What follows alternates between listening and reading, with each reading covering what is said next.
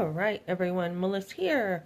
Hey, I just finished some exercise. I forgot to take a video, but I will be getting back on doing some more videos. I am headed out this morning to a ladies' Bible study. It's on the book of Romans. So far, from what I've understood with the book of Romans, I love the book of Romans. Romans 8:28, for all things work for the good for those who love God. So the reason why I decided to jump into this study is, first of all, this book I love.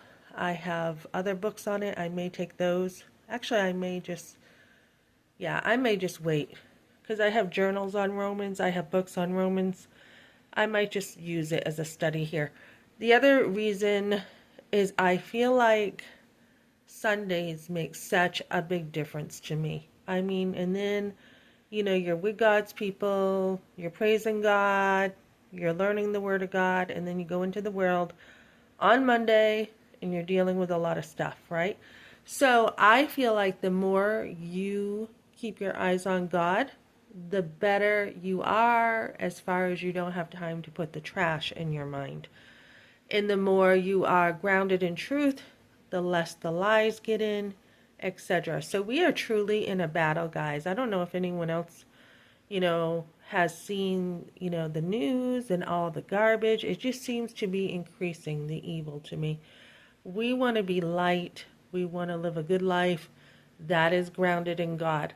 Um, so I'm going to do that. And then I did jump into contacting someone from Embrace Grace, where they have a Bible study for women, and it's a pro-life Bible study. It's for women to have the support they need when they're in a crisis. They have baby showers and everything for women.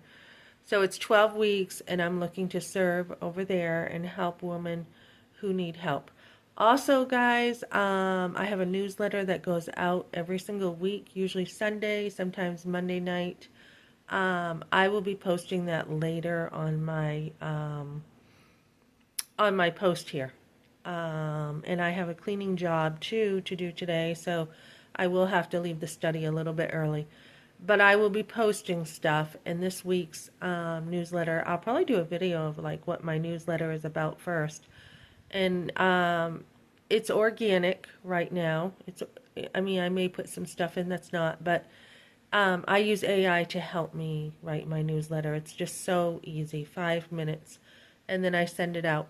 So, this week I've really been looking at like my furniture, like which parts of my furniture really enhance my home, which parts do not. I started like a little pantry in the closet for like a bunch of soup and stuff and tuna fish, etc.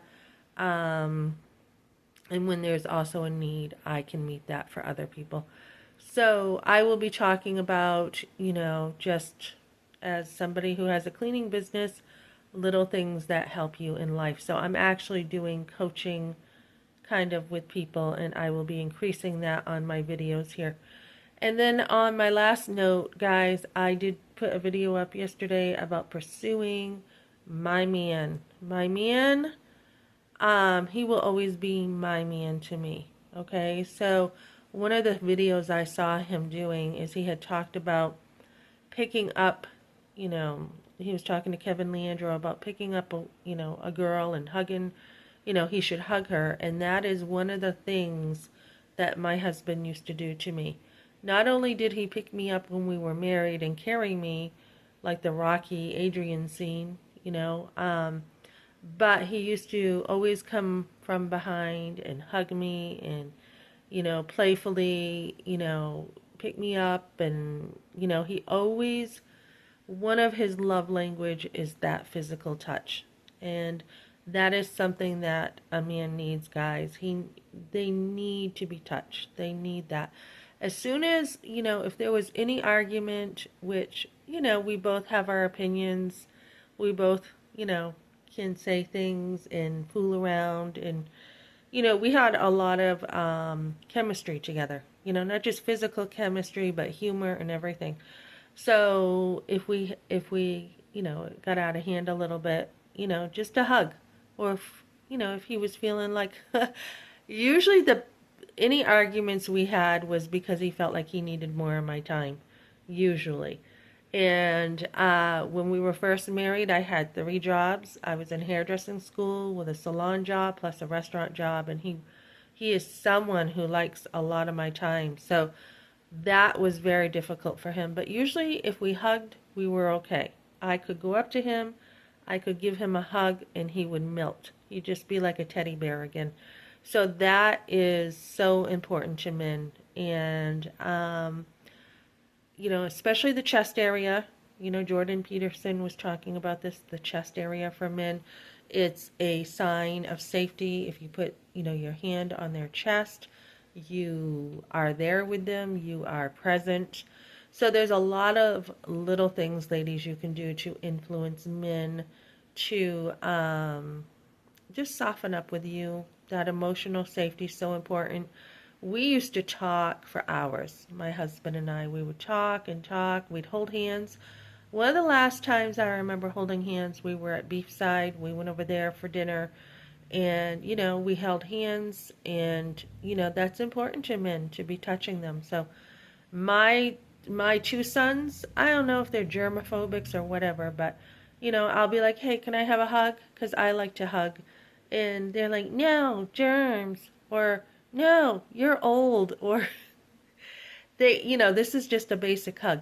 So, one of my sons will sometimes, if he's extra sensitive at night, give his mom a hug. But usually, nope. They're very, "No, you got germs." And that's like my youngest says that a lot. So, um, but when, of course, they don't want hugs from mom anymore or to be seen with mom. But, yeah, just, men need that. They need a lot of physical touch. They need like a lot of sex. They need, I saw a video of a woman taking her husband to court because she felt like all he wanted was sex. And you know what? That is a compliment. Yeah, I mean, not to be used if he's not using you. And I think that's how she felt. And it was because he truly loved her and he felt she was beautiful and he wanted to be around her. Especially the beginning of marriage, guys. Men want sex a lot. But, as you get older, they're looking more for the emotional connection. So that's what they're looking for, and that's what you want to give them. So that's what I got for now, guys. I've got to run. I got to get my vacuum in my van. I don't keep it in my van because people break in around here. So I usually lug it in. It's not too heavy. Take it in, take it out. And by the way, that is a tip when when you're cleaning.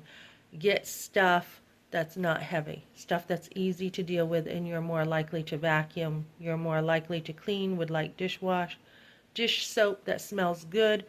I was cleaning for a company the other day. The soap smelled awful. It was like the old stuff a school would buy. Somebody mentioned, Melissa, have you ever watched Little House on the Prairie? I'm like, oh yeah, that's one of my favorite shows. Really, with my kids, we used to watch that. That was another thing I used to use to teach them values. And she's like, remember that Verma melon or whatever perfume the teacher had and how Laura loved it? Because there was something with that smell on it. And I'm like, oh yeah, okay, I didn't even realize that. So, um, have good smells in your home and that will help you be motivated to do the dishes, wash your hands, etc., guys.